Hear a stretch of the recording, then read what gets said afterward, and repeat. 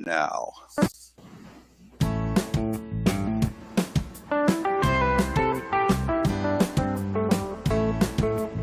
Welcome to another Scientolopedia podcast. This is Dave LaCroix, your host, and we've got a very, very, very special guest today. We've got Janis Gillham Grady. She's written a new book. It's a phenomenal book about the history of Scientology and her experiences with Hubbard. And I'm going to get my lovely image up there. And there's Janis. Hi, David. Hey, hi, Janis. Very nice to have you join me today, and I'm very excited to talk to you about your book and a bunch of other stuff. So I thought we'd just start with, it's very funny. I took a minute to look back at, we've actually corresponded for a number of years now. Yes. But we've never met in person, which is, I don't know, just because opposite ends of the country, I guess. But I looked today, do you realize that it was like in March of 2012 when Howard started the biography, working on the biography of your mother? No, I hadn't realized that. Wow. Yeah. I was kind of surprised too. I knew it'd been a number of years, but the years just kind of like blend away. But yeah, almost 5.5 years ago. And just for anybody listening that doesn't know what we're talking about here, but Janis's mother is Yvonne Gillham, gents, who is the founder of Celebrity Center. She's very famous and very beloved figure in Scientology. But anyway, we'll talk more about her in a minute. I'm going to bring up some slides, but anyway, I just thought I'd mention that it's good to talk to you in person and for real after all this time. But you helped, I guess, you were in touch with Howard at that time, weren't you? On the whole idea of doing a biography of your mother? Yes. Yeah, I was in touch with him from the beginning to the end. Okay. I helped him a lot with it. See, I knew that he was in touch with some of the family, but it was sometime after he started because I had to work with him quite a bit on how to use the software, how to create the page and edit everything. And also it was a bit of a trick to keep it secret for a long time. I don't know if you remember, but you didn't want to come out in the public at that time, right? Right, correct. Yeah, maybe if you want to say anything about that, how, because now your book, let me just bring up a little presentation. We'll go through some slides and then we can talk about some things as we go through. Okay. That's just an image to start with. And there's a cover of your book. It's called Commodore's Messenger. Been out for a couple of months now, right? Yeah, yes it has. Okay, how are the sales? You happy with the sales and how it's going? Yeah, I'm happy with the sales, and every day there's, it just keeps plugging away. Well, I guess, one thought I have is that not to try to edit this for the general, usually when Scientologists talk and they know other people are going to be listening, we want to define all the terms and all the terminology. But let's just assume that this is probably going to, almost exclusively veteran Scientologists. Right. I would say, right? In fact, it occurred to me that this is probably your first interview with an actual Scientologist, wouldn't you say? Yeah. Yes, you're right. I'm one of those rare species. Yeah. I had not realized that. So I can speak my native language then. Yeah, we don't have to translate. And if anybody goes past an MU, well, they're going to have to get out the dictionary or something. Right. But I may have to call, there's some Sea Org terminology that I probably might have to get some clarification on, but should be pretty good on it if it comes up. Yeah, I've probably got it covered in the glossary in the book. Oh, okay, good. Yeah. Now, I have not read the book yet. I purposely didn't want to read it. I wanted to have my questions sort of be fresh and not, like the perspective of somebody who's anticipating reading the book. But, we originally, as you know, we were going to do this some time ago, So anyway, we finally got together here. But so anyway, I'm going to be sort of like a newbie to your book. Why don't you just tell us a little bit about, most people know who you are, but just real quickly, your history and what the book is about. Okay. Well, the book starts before I was born and talks about how my parents got into Scientology. And then it goes into them getting in and the family growing, and then us moving down to Melbourne, where they set up a Scientology franchise or mission. And then it covers the Victorian ban of Scientology, where you could not practice Scientology in the state anymore, which is why we ended up leaving and going to England. And then it goes into the start of the Sea Project, my mother going off on the Sea Project, and then us children. I was 11 years old when we followed her and showed up at the Royal Scotsman, and she wasn't there. She was off on the Avon River doing Mission into Time. And then it goes into her leaving the ship and setting up Celebrity Center, my sister and I and brother staying on the ship for the next 8 years. And this book only goes until October 1970 because it was just too much to put into one book. I had to cut it down. So this book goes to October 70. My book 2 that I'm working on goes to October 75, when after 8 years we move off the ship and move to America. And then book 3 will cover the days in America with Hubbard. Great. Yeah. Now, I guess most everybody would know, like I said, your mother is Yvonne Gillham Gents, who founded the Scientology Celebrity Centers. Your father is also a famous Scientologist. And by the way, I would love to get a biography of him up on the website as well. I find that, it'd be fascinating to get his story, if that ever, became a possibility. Well, I can definitely work on that for you. He's going to be 90 years old in 2 weeks' time, and he's doing great, but you're right, we should get one done on him. Yeah, because he's been there since, it was 52 when they first got into Scientology, or was it earlier than that? It was 53. Okay, right in that. But I mean, that's, yeah, for all intents and purposes, that's from the beginning, and the stories that these people have are just fascinating. I don't know if you had noticed but on Scientolopedia, we got to interview a guy named Perry Chapdelaine, who was an original HDA in New Jersey, and then went to Wichita and with Hubbard. And he happened to live just an hour away from me here in Nashville, so I did some video interviews. But these guys have some fabulous stories, and it's great to document the history. Right. And they're loved to. They're great to hang around with too. It's like, I'm sure you love hanging with your dad, I'm sure. Yeah. But and you also have a sister, Terry, right? Yes. And your brother, Peter. I don't know if he goes by Peter Jr. or what you call him. He doesn't like the junior part, so it's okay. Peter L. Okay. All right. So you went to the ship, and the book is about, all that led up to it, but the title of the book is Commodore's Messenger. And I heard you relate a story a little bit about how that was created, how LRH needed runners, basically, to get messages around this boat. He couldn't, hike it up and down the stairs to try to find somebody. He wanted to get them to do something.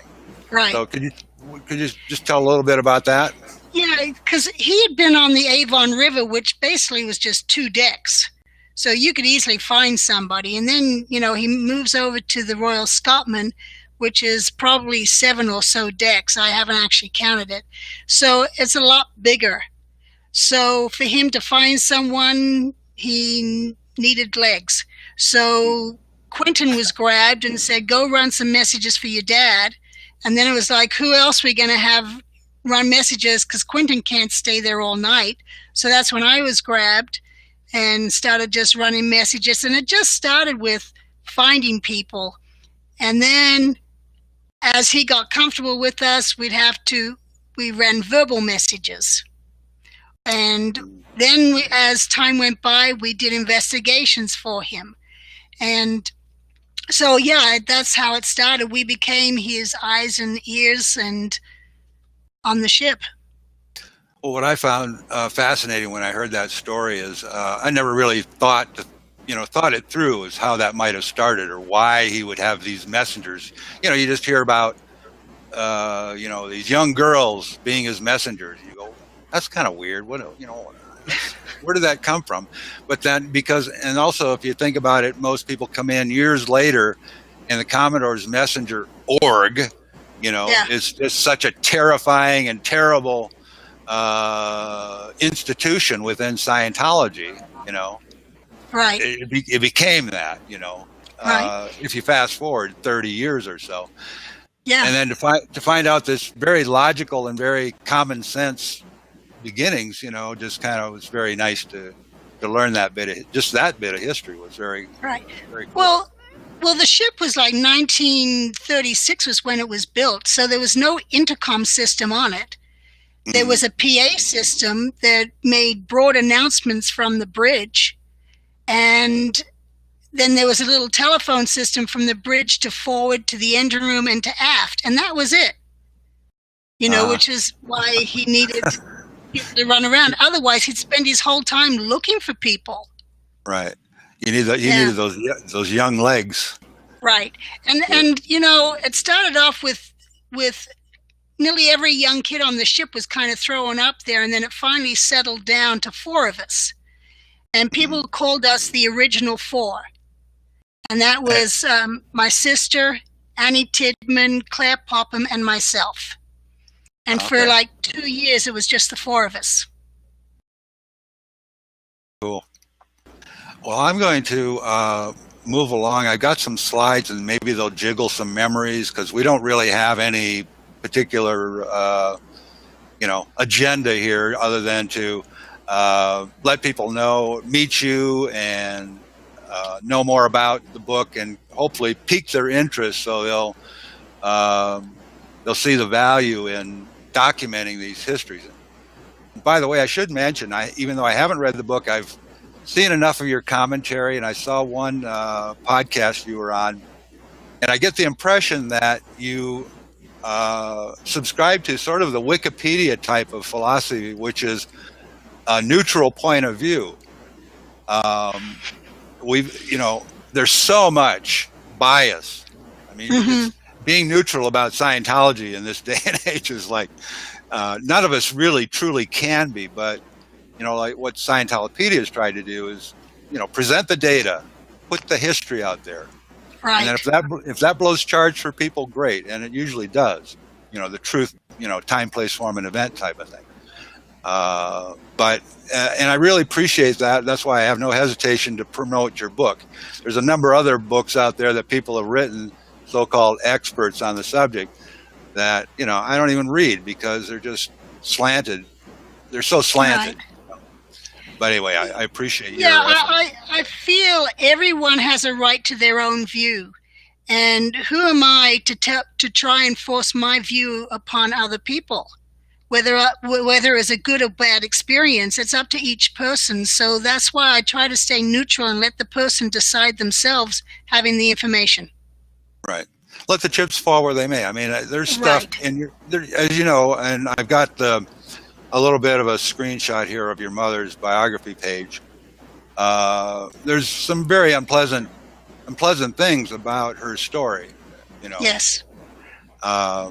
But I had no inclination to try to edit it, to soft pedal it, or put a shiny light on things that because there's dark parts of the whole story of Scientology. But and let people make their own decision. That's my attitude. So Right. now, since I've got your mother's, again, we talk about your mother a bit. I don't know if you know this, but I knew her. Oh, I did not know that. Oh, yeah, I knew her quite well, I felt. Now, it's kind of an odd thing because at that time, I went to Los Angeles in 1972. So I walk into Celebrity Center, and there it is sort of in its full bloom, right? I'm coming in the middle of the movie as far as you're concerned, but I didn't know that. At the time, for all these years, for many, many years, I've held her in the highest regard because, she's unmatched as far as an executive in any industry or any business, but let alone in Scientology. There's never been anyone like her. Everybody literally loved your mother. I'm sure you've heard that many times. Yes. But, and I could tell stories, but I'm not going to tell you stories about your mother. But the thing that's a little bit embarrassing is that for, 30 plus years or so, I had this image of this vibrant woman that I knew, and she was just great. But I didn't really look into or think about the rest of the story, which is her family, like you and your brother and sister, and that whole history. I mean, it was just eye-opening and astounding to me to get that, fill in all of that about her. Right. So I won't keep going on that, but anybody can get a very good understanding or, I think, picture of what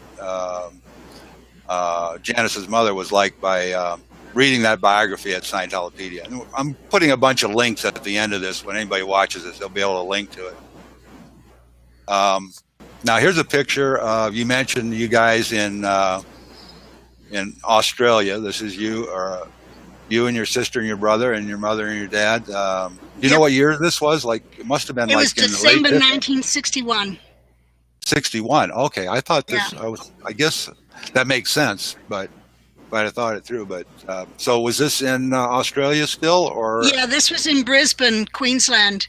The reason I know that date is there's another picture of her and my dad in my grandmother's kitchen, and there's a calendar behind them, and it says December 1961. Yeah. Who of us would remember dates like that so well, unless it was really fresh? Well, that's a great picture. That's on your the bio. I assume it's probably in the book as well, right? Yes, it's in the book. It's actually the only family picture I have of all of us together. Really? Wow. Yeah. Well, this is your brother, Peter, and that's you in the middle, I presume, right? That's me in the middle, yes. And that's Terry. All right. Now, here's one I get. Like I said, we're going to jump around in time a bit. I just picked some random pictures because I didn't want to try to, redo the whole book here. Right. In this podcast, but this is a picture that's kind of intriguing. It was at some sort of a party, and it's your mother and father with L. Ron Hubbard. It's New Year's 1967. Wow, you know those dates right off the top of your head. That's amazing. My dad told me that. Oh, okay. Yeah. So New Year's 1967. This would have been then probably just before the Sea Project, before... so it would have been December 31st, 1966. Because it was the New Year's Eve. Yeah, the New Year's party. Right. Do you know where it was? It was in the chapel at St. Hill. Oh, okay. And the gentleman on the right is Otto Roos. Ah. What about in the background over your dad's right shoulder? Yeah, I've seen him, but I don't remember his name. Ah, okay. Well, that's good bunch. See, you're just like you're a Google.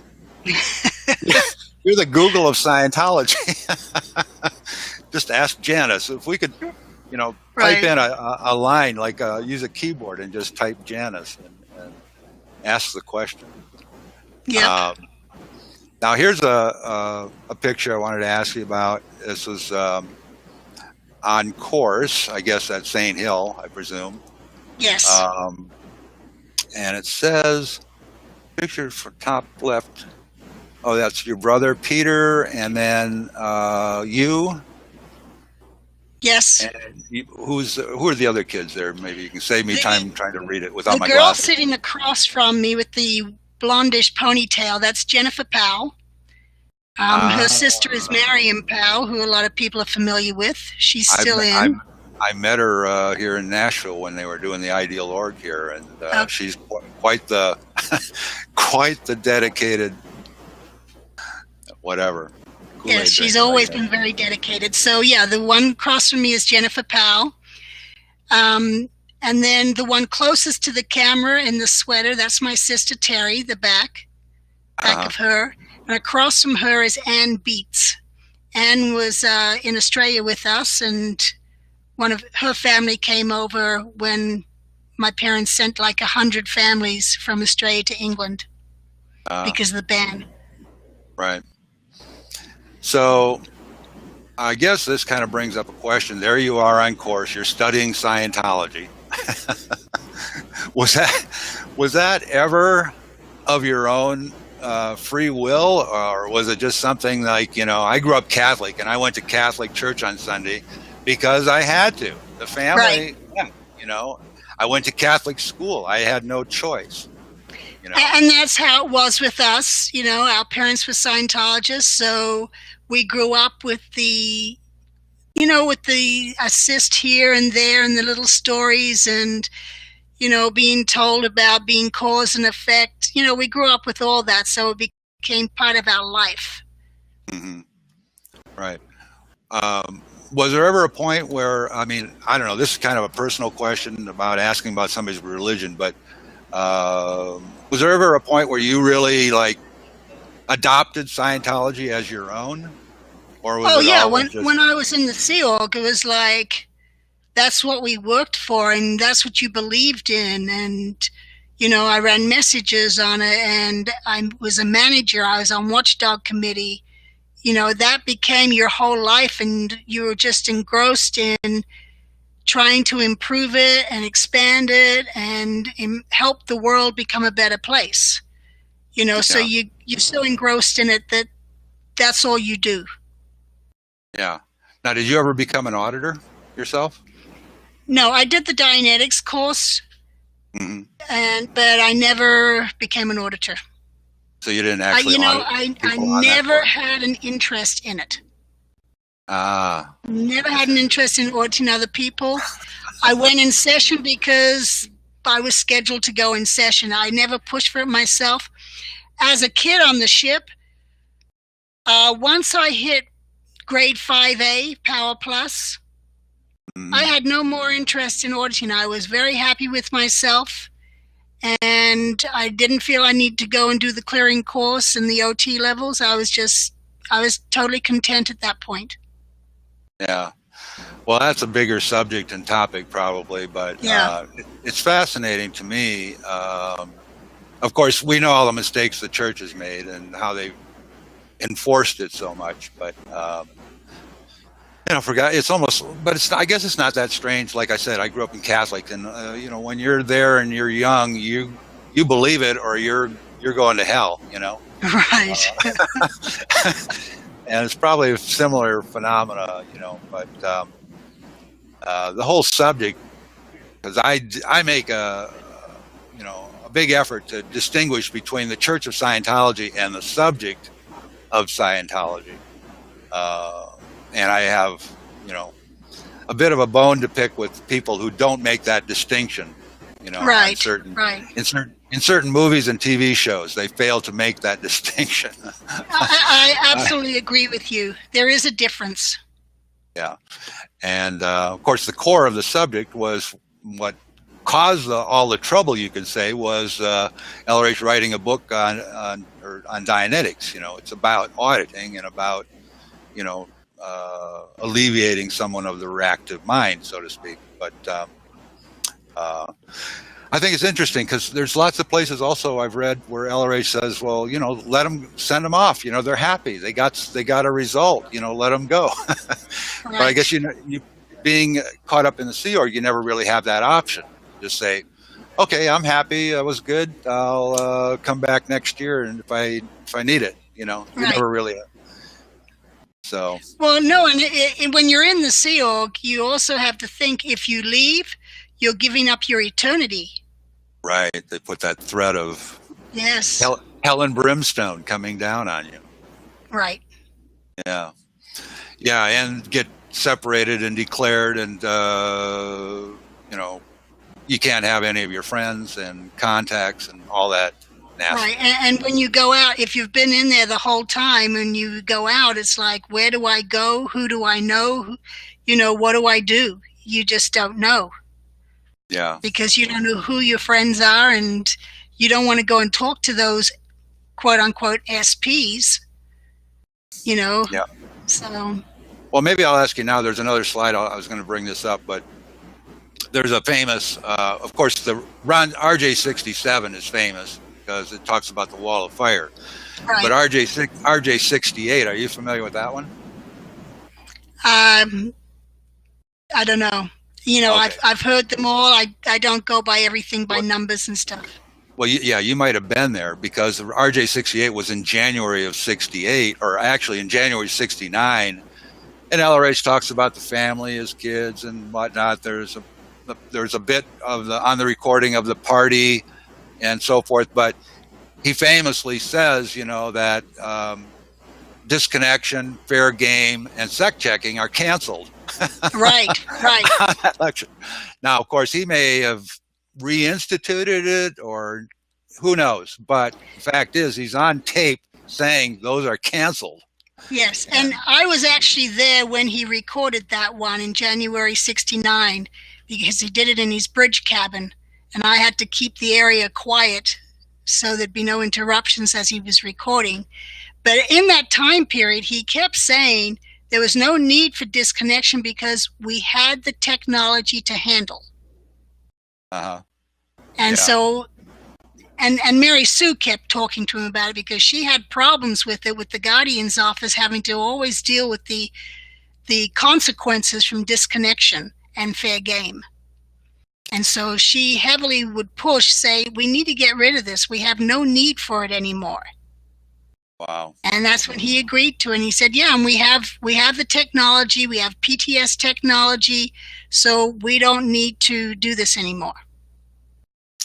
That's like, wow. And that's so all I can to say me, to that is wow. well, to me, for it to be re-implemented is basically saying Scientology doesn't work because we have to disconnect from people to have our wins. Exactly. That's so spot on. Yeah. Well, thank you. That just made my my month. Just hearing that.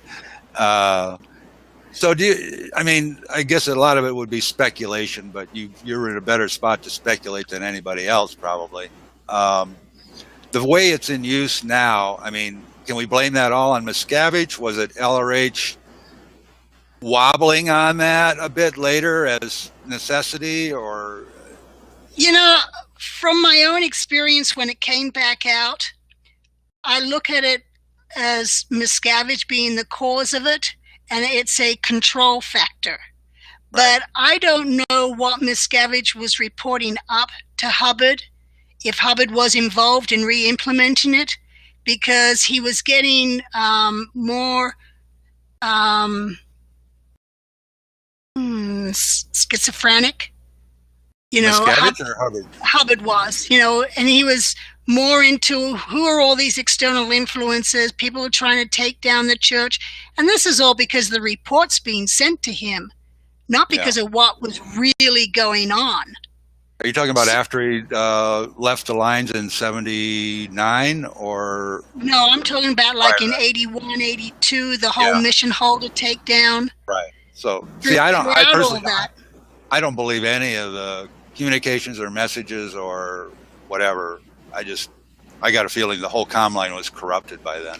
Personally. It was, because I know from my own experience that depending on what you say to Hubbard, depending on what kind of reaction he had to the situation and how he responded. So I figured there was a lot of false reports being sent up, or elaborated reports. Yeah. As to what was going on.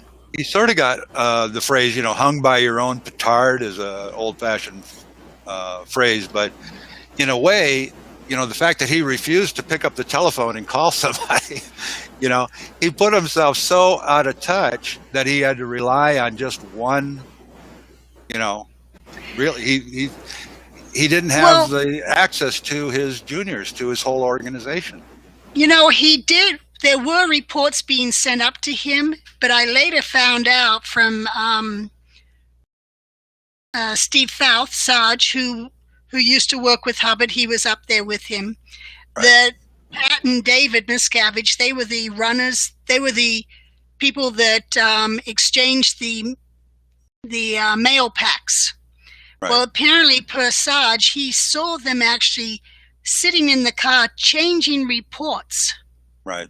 Well, I've heard little intimations of that, and so I just figure it was all just altered and changed and Right. corrupted. Right. So whatever was sent up usually wasn't what was received. Yeah. So there you go. As far as disconnection, fair game, whatnot. Right. But disconnection is used now to control the people. Right. Yeah.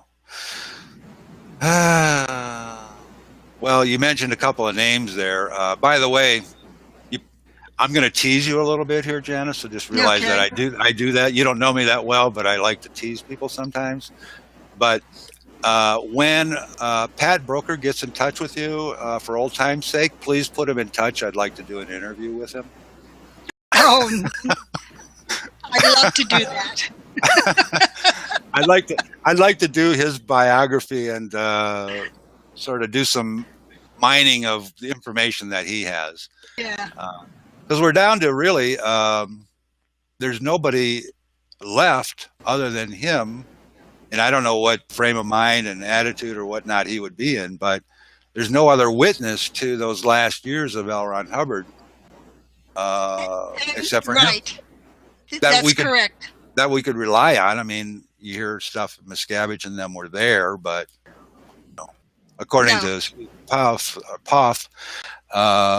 they were sort of laughing and grinning it up on the day LRH died. So right. Well, Miscavige was not there when Hubbard died.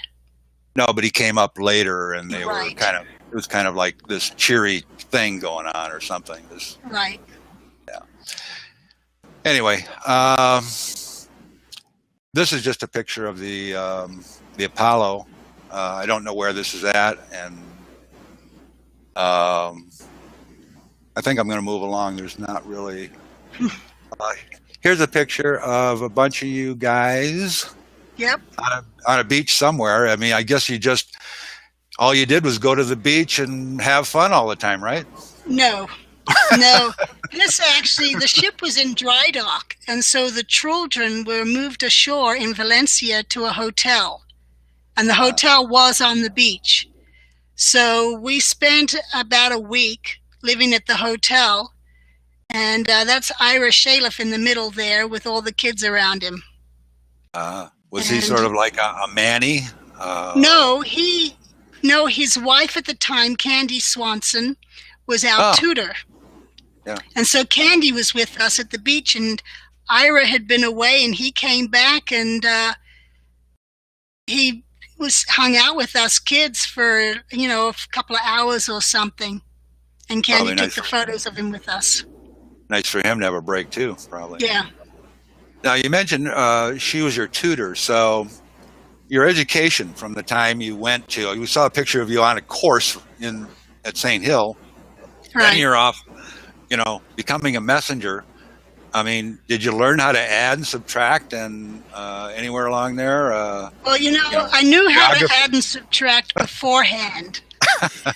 And I knew how to do division and long division and multiplication, but I did not know fractions and decimals. I learned that after I left the Sea Org, really. When I got in the mortgage business, and suddenly I'm like, what's an eighth, or what's 2/8?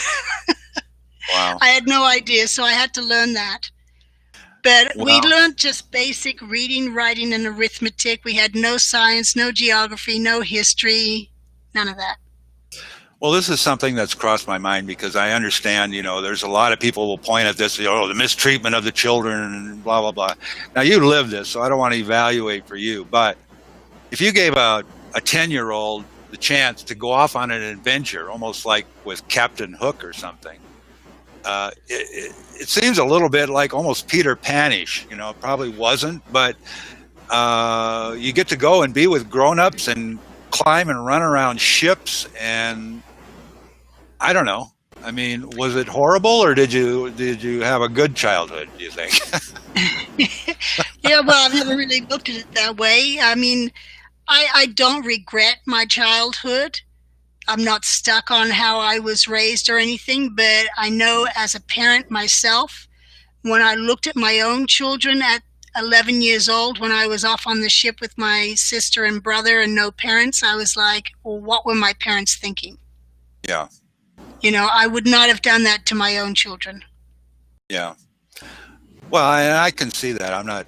I don't disagree, but you know what I mean? Like, as a boy, and I'm trapped in this rut of going to school every day, getting dressed in warm clothes and going to school and listening to teachers drone on, and then go home, the same old stuff, watching TV, Captain, Howdy Doody or whatnot. Give me the choice to go off and, run around on a ship. I mean, it would have sounded, Am I just out there? Yeah, you're a little out there. Okay. It's not that simple and not that fun, because you don't have just run off and, do what you want. You're on controlled schedules. You got 3 meals a day. If you're caught trying to get some food from the kitchen, you're docked the next 3 meals. Wow. You step out of line, you don't show up for a muster, and you could be thrown overboard. So there were definite penalties there that were not pleasant. And I tell a story in the book where instead of us reading novels while we're waiting to run a message for Hubbard, he wanted us to learn the Scientology dictionary verbatim. And I lost the contest and didn't remember it as verbatim as the other 3 girls. So I ended up spending the night in the crow's nest. So yeah, it's not all fun and games of, Yahoo, there's no parents around. There was plenty of adults around issuing out the penalties. Yeah. Well, okay. My fantasy is probably not, I'll come back to the real world now. Okay. But it's also, there's another factor. I see, I'm on Facebook, and I see I'm connected or friends with a lot of the same people you are, but not as many, I'm sure. But I think about, I went through high school, I went to college. I don't see any of those people. I don't stay in touch with any of them. There's no reunions. There's no camaraderie. There's no, getting back together after 40 years and I love you and on Facebook and all that. I see that you guys, the Sea Org guys, you have that bonding of, having sort of been through, what's the war term? The soldiers go through it, and they have that bonding forever. Yeah. Camaraderie forever. I mean, I don't know. Do you agree that there's a richness there as a result of all that other people don't have, that had a more traditional upbringing? I've got friends in the real world who have a camaraderie like that, or close. I mean, we do very strongly have a camaraderie between us. And even if you don't talk to each other for a year, 2 years, 10 years, when you see each other, it's as if no time ever passed. And you're just as close. Yeah. Well, I've always found that with Scientologists, there's almost like there is no time when you see somebody after a number of years. Right. I'll move along to another question. Now, here's a picture of your mother, I guess, getting a reward. Do you know what this picture is? She was being awarded the Naval Dirk for her successful missions. Okay. This would have been like prior to starting Celebrity Center? Yes, yeah. In actual fact, this was right after Hubbard came aboard. We were in Marseille, and he'd been living ashore, and he'd come off the Avon and moved to a villa in Marseille. And when he did that, they didn't put him through immigration into the country. So when he tried to come back onto the Royal Scotsman, he was actually about to be arrested for being in France illegally. And my mother was put on a mission to deal with the immigration officials and smooth that all over.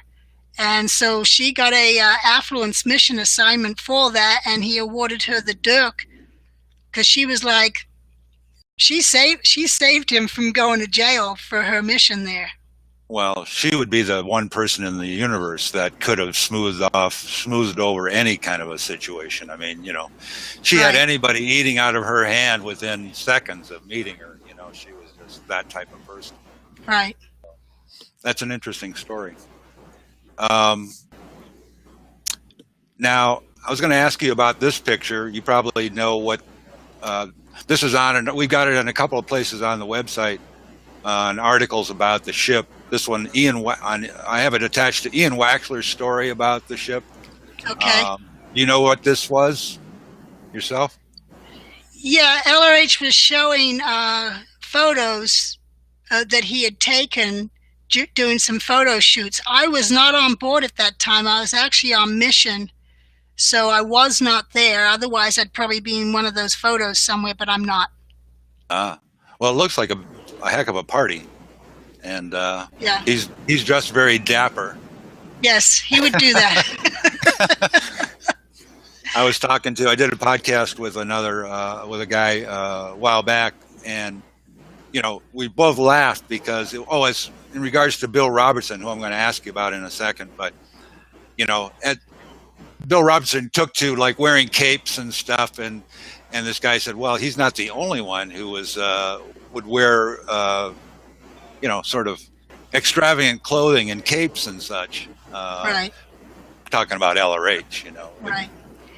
Well, you know, there was a time on the ship where Hubbard would, when he got up for the day, he'd put on regular clothes. But then, you know, all he did was go from his research room down to the aide lounge where his dining room was and back upstairs or down to his cabin. So to change the pace, before dinner, he would go to his cabin and get dressed into some evening wear, and then go to dinner with Mary Sue in the dining room all dressed up. And it just kind of gave him a change of pace. Uh-huh. Well, he's seen in other photographs, you'll see that he, you know, with whether it's the ascots or, you know, giving talks, you know, he always was a sharp dresser, I thought, you know. Like, well, he wore the ascots every day. Did he? Yeah. I don't know I've never had any inclination to wear an ascot, but maybe there's something I'm missing. There's times where he'd go ashore and he'd put on a beret, and I would think, why would anyone want to wear a beret? Yeah. Maybe, I don't know. Yeah. Now, I brought up another picture of your mother. I'm going to surprise you with something here. I was going to put this up because it was her birthday a few days ago. Yes, it was. And we have it on our calendar. And strength endure only in the absence of hate. To hate alone is the road to disaster. To love is the road to strength. To love in spite of all is the secret of greatness, and may very well be the greatest secret in this universe. L. Ron Hubbard.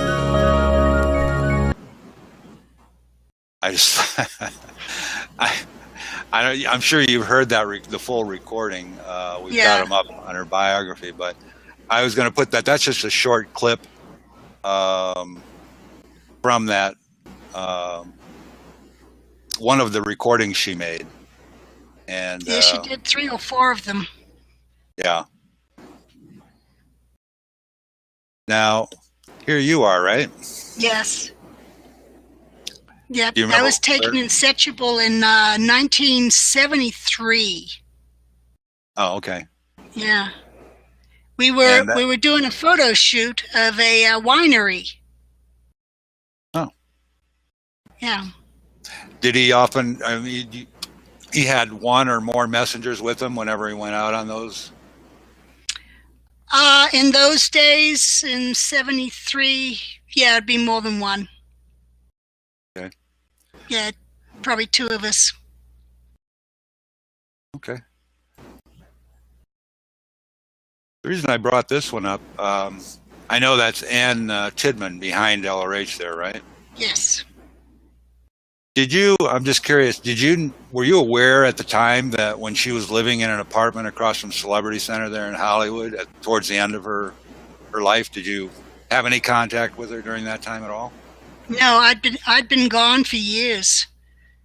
Okay. Probably 22 years by that time. What was it? 2012, I think she passed away. And I left in 1990. I mean, every year I sent her a birthday card because I thought, well, their policy is disconnection. That's not my policy. So I would still send her a birthday card every year. So you're very close to her, right? Yeah, well, we grew up together from the age of 12. Yeah. What about, we talked about Pat, her, I guess, second husband, right? Were you close with him? Did you know him very well too? Oh, yeah. Yeah, he was a very good friend. Yeah. What do you think? You have any speculation on, what he's doing these days, or what his attitudes about the whole evolution? No idea? No idea. Yeah. I've not been in touch with him since shortly before he left. Okay. Well, we won't speculate. We'll just stick with just the facts, ma'am. Now, here we have a picture of, from left to right, I believe that is Suzette, correct? Yes. And then Terry? No, Diana. Oh, that's Diana. Yeah, that's Suzette, what am I Diana, thinking? Yeah, Arthur, and Quentin. Arthur and Quentin, right. So there's another picture in a minute, but with Suzette, but I just wanted to kind of ask you your relationship with those kids. I mean, you must have known them very well from St. Hill through, till you left, right? Yes. Okay. Yeah. Well, I was never real close with Diana. She was 3.5 years older than me. Mm-hmm. So we weren't close, but Suzette and I were close, and I was close with Quentin and Arthur. Okay. And are you in touch with any of them now? Can I ask that, or is that? No, I'm not. I'm not. Because I know Suzette. I wish I was. Suzette is out, right? She's not in the Sea Org, but she's still involved. I don't know if she's involved, but she's not out nor in, I guess, from what I've heard. Yeah. Well, I guess, we have to tiptoe around some of these things. I'm sure there's things that you'd rather not talk about because people are under the radar and whatnot, and I don't want to, deal with that. But well, I haven't talked to Suzette since she left. Oh, okay.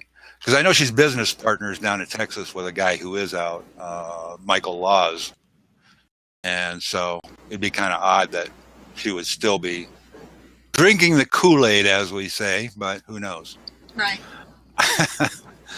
And Diana, she's a bit of a puzzle too, because apparently she still lives on the base, as far as I've heard. Do you know anything other than that? Yeah, she went back into the Sea Org, and I heard that she's in management PR, so she has been going out and doing some public relations activities. Wow. Amazing. And then Arthur, artist, and lives in California, as far as I know. And Quentin, now, of course, that's a sad story. Did you know him quite well, or knew him quite well, right? I knew him very well, yeah. Yeah.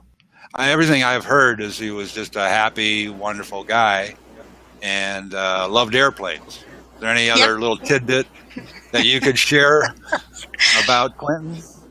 Yeah, he did love airplanes. I have a little story when we first moved to the U.S. and Hubbard and his family and the Messings, we were living at King Arthur's Court in Dunedin, which is just outside Clearwater. Uh-huh. And we all had to learn how to drive. and I just learned how to drive. So now here I am, and I'm teaching Quentin how to drive. And I'm teaching him how to pull into the garage, and the garage is underneath the apartments. And I'm telling him to put his foot on the brake as he's putting his foot on the accelerator as he's going into the garage. Oh. And I'm like, no, stop, stop. Anyway, he doesn't stop soon enough, and he hits the wall, and the whole building is shaking. And so suddenly a messenger comes running down, trying to find out why is the building shaking. Well, it was Quentin learning how to park in the garage. Was that the same building LRH was living in at the time, or a different building? Oh, okay. Yes. All right. I haven't actually, surprisingly, so far. Well, there's you and Suzette, right? No, that's Terry and Suzette. Oh, Terry and Suzette.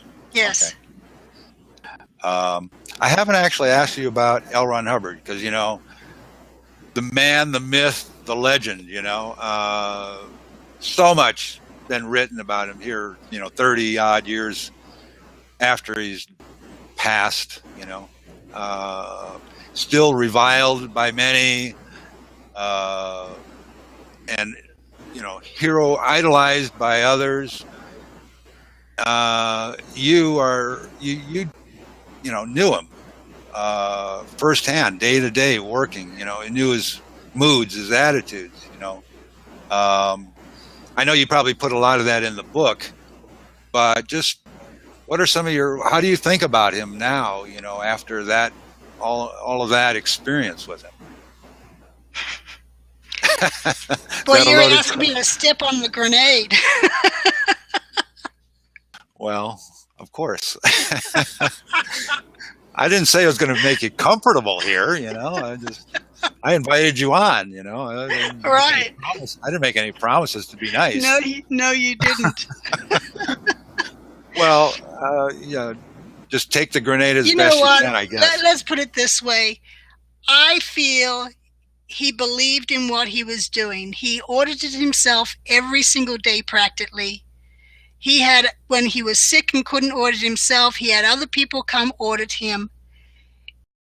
He believed in what he was doing. I know a lot of people say he's a con man and so forth.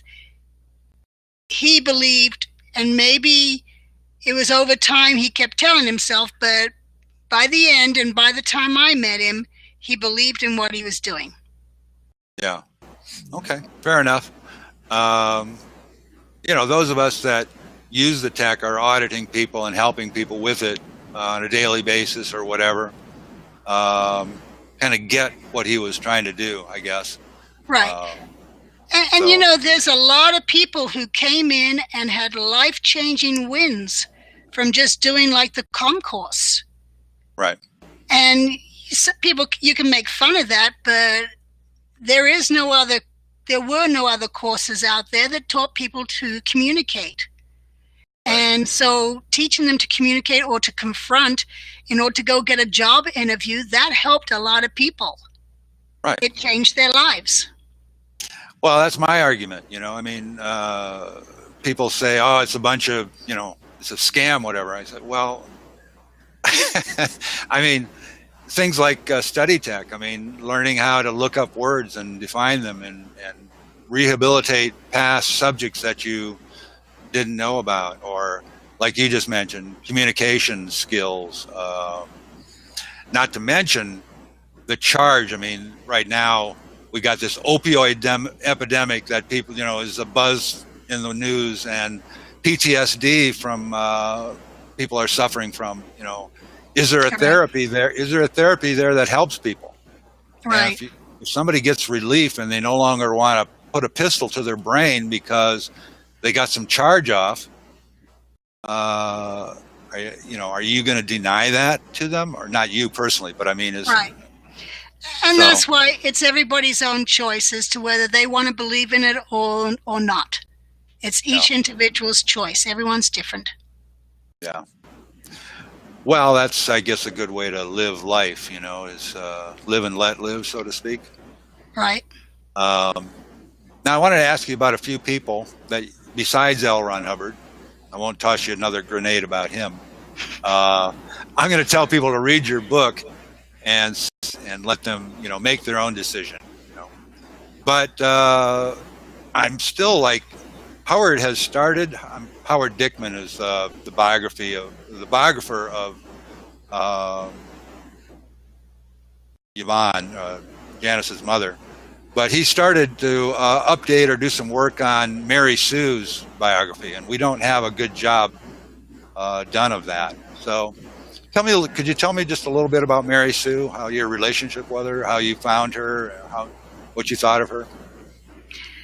My relationship with Mary Sue was an on and off relationship. Usually it was on. She was friendly towards me. She was my legal guardian on the ship, and my sisters and my brothers while our mother was gone. But she never really went out of her way to see how we were doing. I might be on watch and she'd come by and say, "Oh, I got a letter from your dad asking if you brush your teeth every day."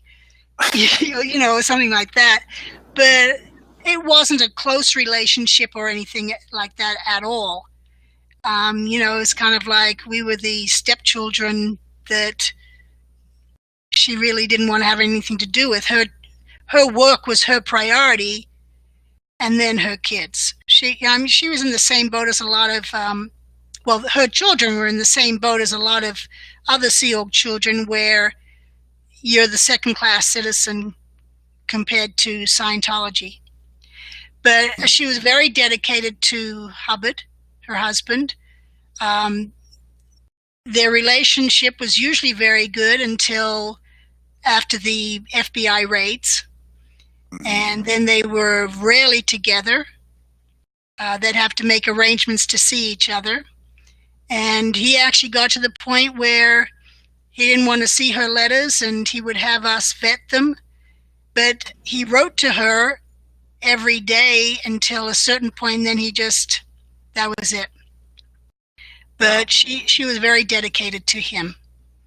Yeah. Well, there's not very many pictures of her, and the reason I picked this one is because I did a little bit of work for her just through the Guardian's office, and my impression over the years is that she was, the choice of the term guardian was a good choice. She was that fierce tomcat that would really come at you if you tried to attack her man, so to speak. Yes.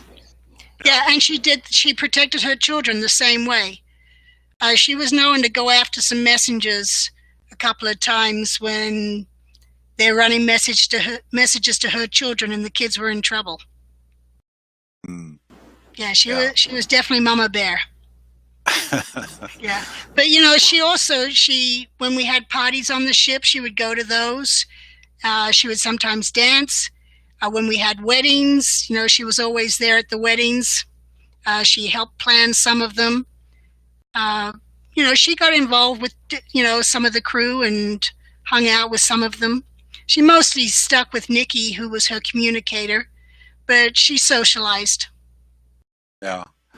Well, like I say, I think a better job of the biography needs to be done. There's a few black days in the history of Scientology. One of them is in 1967 when a gang of, I'm going to call them Sea Org thugs. I know some of them, Jesse Prince has talked about it, but not only him, but Miscavige and I'm Rathbun. I don't know if Rinder was there, but they showed up at her house. There's 14 of them. Ray in Midoff. 87, yeah. Did I say 87 or 60? You said 67.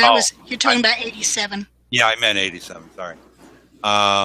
So you probably know that story, but yeah, I know that story, and I was thankful I was not involved. I've been wanting to get the full list of those that went, and sort of, I don't know what to do with it, but it pisses me off no end because I have a great deal of respect for her, and I just hate the thought that she was ganged up on like that and forced to sign away her legacy. I mean, it breaks my heart. It pisses me off. I want to go start, taking an axe to some fingertips of people that did that. Right. He laughed. But anyway, I don't know. Do you have any other comment on that? Or should we move along? No, we can move along. Okay. I don't really mean to put you on the spot, but sometimes I can't help it, I guess. No, that's okay. Anyway, I know that, there's a lot of guys there that you're friends with and so forth, and so it's probably a mixed bag. Well, even those guys I'm friends with that went along, they disagreed with it. Yeah. But they did it, but they didn't like it was being done. They didn't have the balls to do anything about it, right? Right. I mean, let's just be blunt. Or at the time, they were doing it because they felt that's what had to be done because of what they were being told. But I know those that have since left are regretting having been involved in that. So they were caught up in the spur of the moment. Yeah, the only one I've seen write about it is Jesse Prince, and I haven't heard anybody else express JB any. Talked about it. Who did? JB? JB, yeah, John Bristow. Yeah, okay.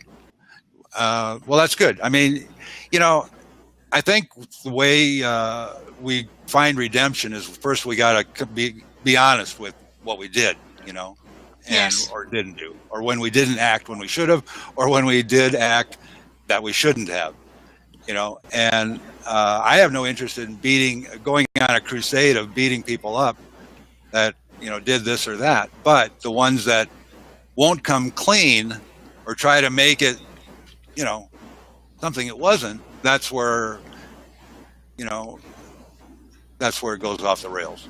Right. Now, Captain Bill.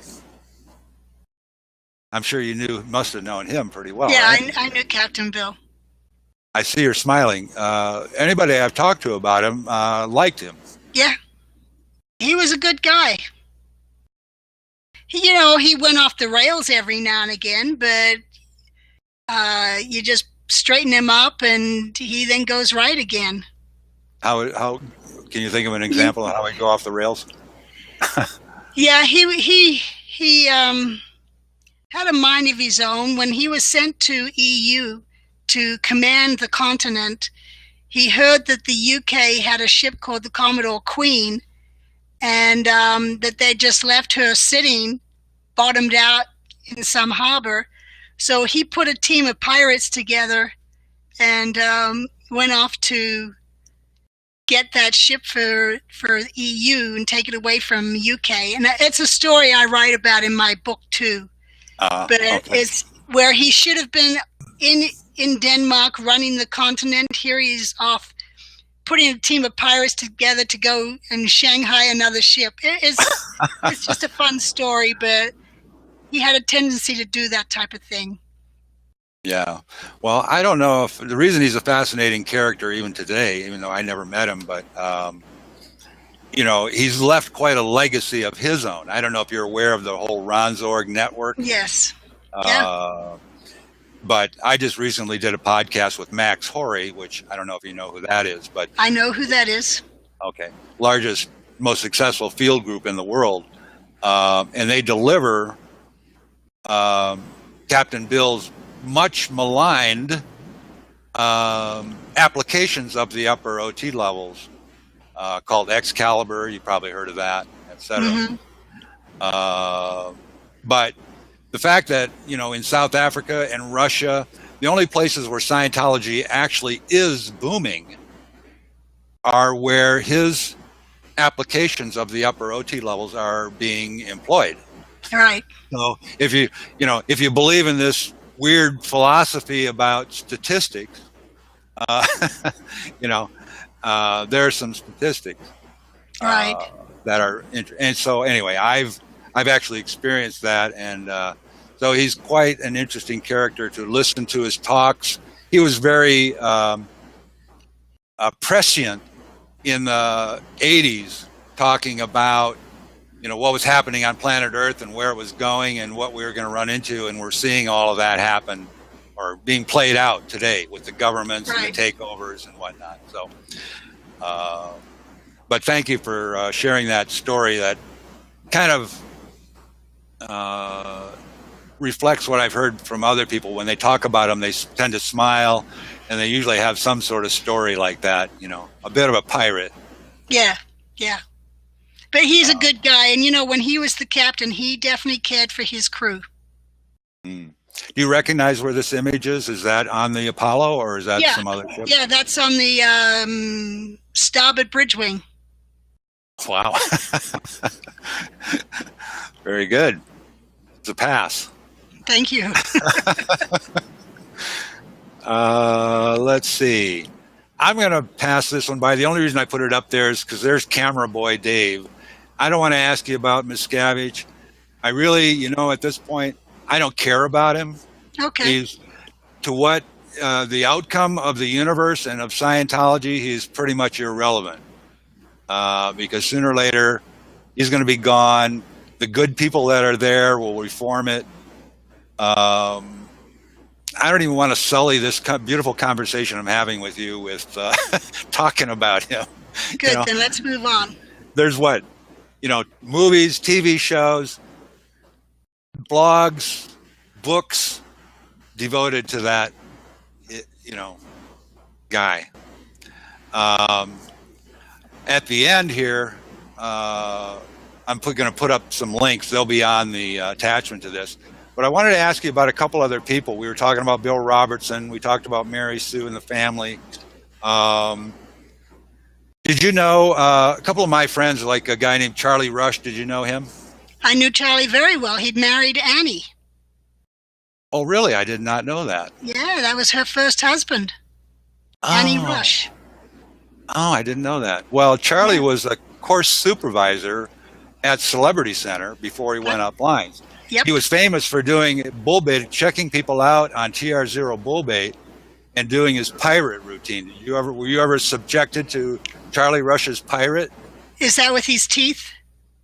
Yeah, he would do it just, you know, I'm not going to try to do it, but it was a really good, you know, old-fashioned, abashed you mateys type of pirate. Right. No, Charlie was a great guy. Well, still is. I hear he's still there. I heard a bad report that he was not doing well physically and working in the kitchens in PAC. Yeah, I'd heard that, and I'd also heard that he was going through treatment, and he was getting his treatment and working in between, but he was being taken care of, is what I was told. Oh, good. Okay.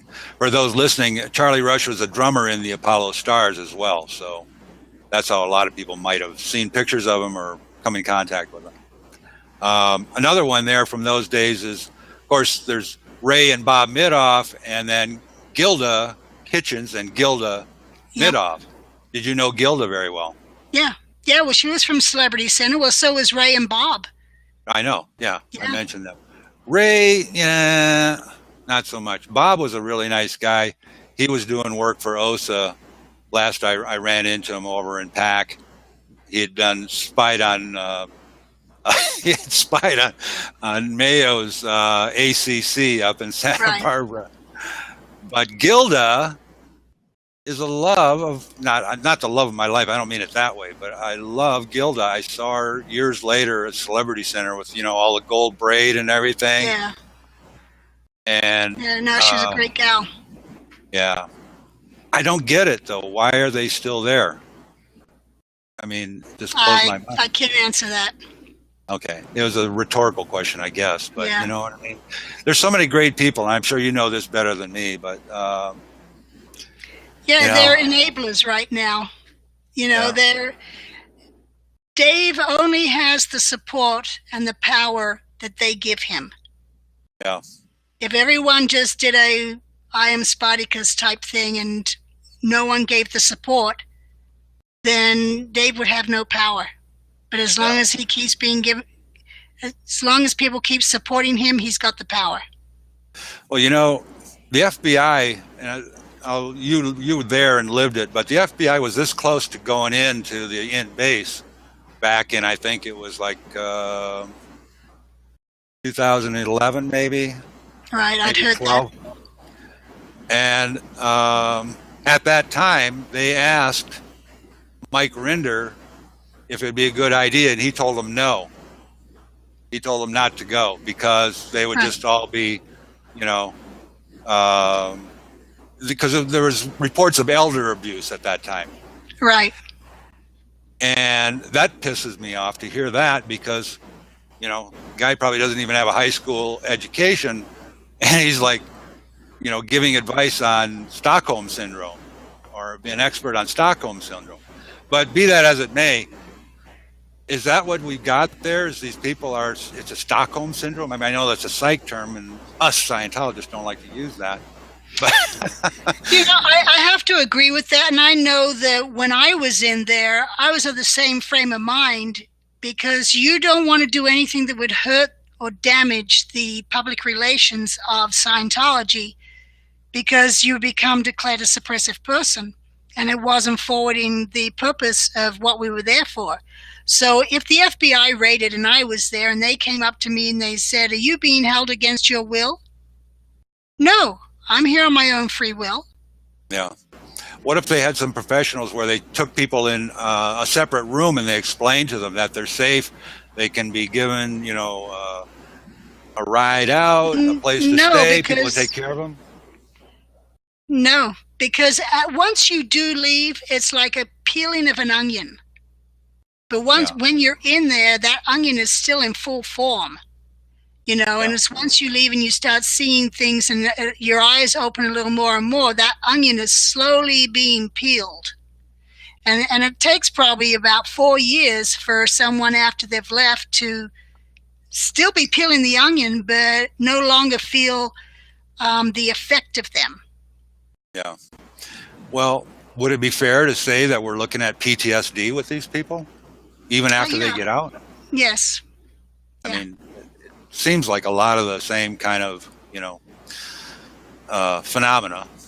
Yes. It's very much like that. Yeah. Well, I don't want to dwell on that too much. I want to ask you a couple other things. This is just, you probably heard, maybe you've heard some rumors, but in 1972, I think it was in Morocco, LRH sort of disappeared or went from there to New York when the ship was put up on dry dock. You know what I'm going to ask you? Yeah. Okay. Well, anyway, there's, a legend, a theory. All right. Did LRH, was he swapped out for a different person? No, he wasn't. And, that's something that, it's funny you bring that up, because Randy McDonald had even called me and he's asking me questions, and then he's talking to other old timers, and all of us had the same answers. And they weren't the answers he wanted to hear, because he keeps believing that Hubbard was switched out. Yeah. And he thought all of us ganged up and got together and came up with a PR story so that he would feel like a fool or something like that. But no, we didn't get together and come up with a PR story. Hubbard was never switched out. He was the same man. The same man that I saw in Tangiers, it was the same man who came back from New York and Lisbon. No difference. And then you've got the story added in there of Pam Kemp, who knew Hubbard back in the 50s and the 60s in England. And Pam's like, "Well, I knew him so well, he didn't even recognize me." Well, you know what? The taxi brought him to the ship. Hubbard got out of the taxi, went up the gangway, and I was right there to meet him, and he kind of ignored me and went straight upstairs to his cabin. And on his way to the cabin, he says to me, "Get Mary Sue." He goes to his cabin, I go get Mary Sue, and he'd passed Pam on the way, and Pam was like all happy to see him, but he ignored her. He was going to his cabin. He wasn't stopping. Mary Sue came down, went in there, gave him a haircut because his hair was down to here. And then once he had the haircut and got back into his regular clothes, he came out and started saying hi and socializing and remembering everybody. Yeah. Well, that's good to get your perspective on that. And it didn't really make any sense, the idea that it was a different guy between 72 and 78 with all the technology that was. Yeah. I mean, if you just look at the bulletins that are issued, you don't even have to have been there to see him in the flesh, and just how could this possibly been someone else? And even talking to him and running messages for him, you know, he knew that whole ship from top to bottom. In 1973, when he came aboard, he knew exactly where to go. He knew everything. He knew that bridge. You know, it wasn't a different person. All right. So who are you really working for, Janis? No, I'm just kidding. Right.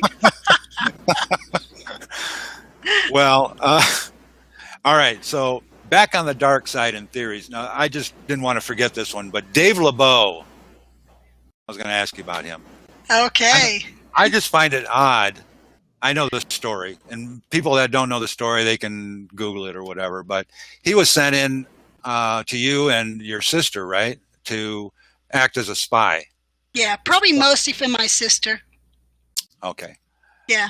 Because she's one of the original signatories on the Church of Spiritual Technology, or one of the board of directors, right? Trustee. Yep. And so she was still a trustee legally at that point in time, or I guess. I don't know. She was assigned by Hubbard as a lifetime trustee, and she didn't know it was lifetime. Oh. She had no idea.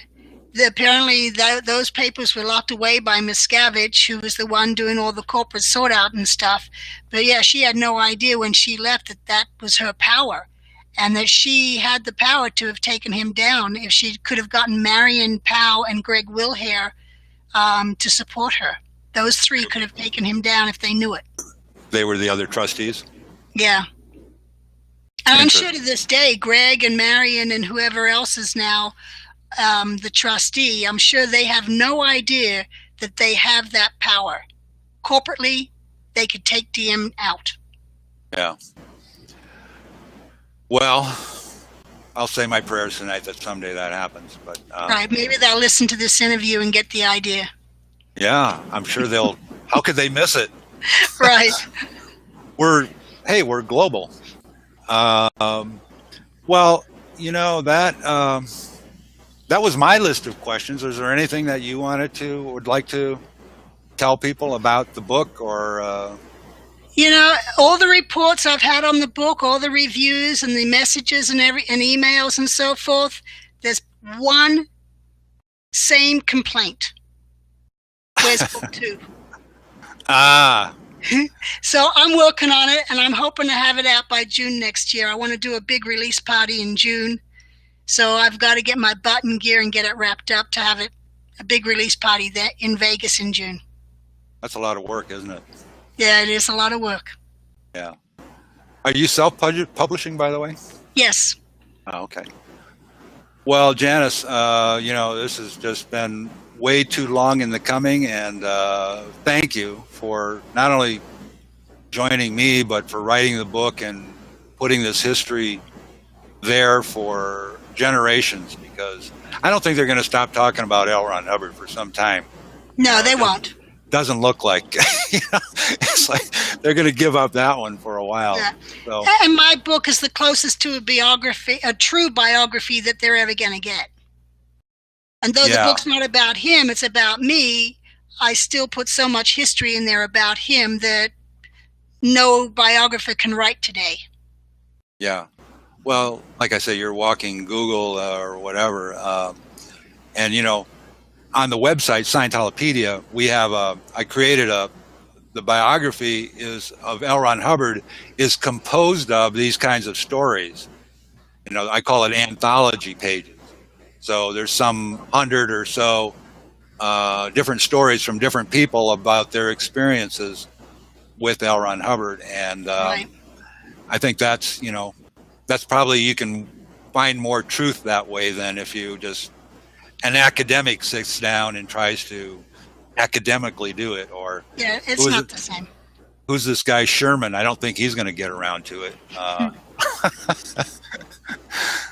But anyway, I really enjoyed talking with you, and thank you so much for, you know, coming on and getting together to do this. I know people are going to get a lot out of this, and everybody is going to rush to get your book that doesn't already have it, including me. Good. Good. I hope so. So thank you again. And, maybe after the other book, we can come circle back around and do this again after your next book comes out. Yep, we can definitely do that. Thank you. All right. I enjoyed it. Great. Bye, Janis. Bye-bye. All right. So that was a great interview. Janis Gillham Grady. Fantastic. Well, go to Scientolopedia.org. The links will be for the biographies we're talking about, and get Janis's book. And follow us on Twitter. Join our Facebook group. We'll see you again real soon on the next podcast.